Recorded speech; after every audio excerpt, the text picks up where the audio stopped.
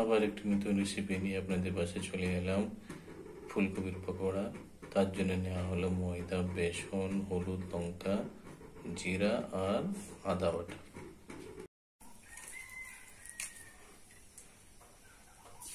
ফুলকপির পকোড়া হয়।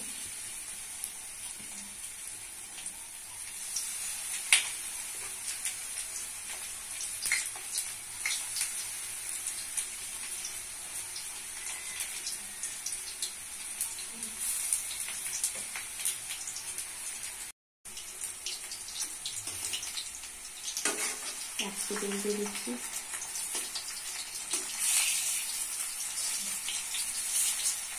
ফুলকপির পকোড়া দেখতে যেমন খেতে কি সুন্দর লাগে, মচমচে হয়।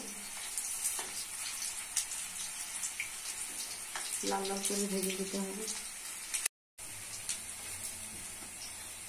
ভালো করে ভাজা হয়ে গেছে, তুলে দিচ্ছি।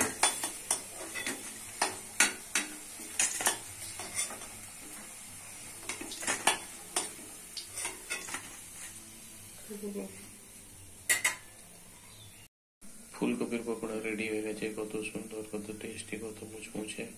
বাড়িতে করে খাবেন, পরিবারকে করে খাওয়াবেন। রেসিপিটি ভালো লাগলে লাইক, শেয়ার, সাবস্ক্রাইব করবেন, পাশে থাকবেন, সঙ্গে থাকবেন।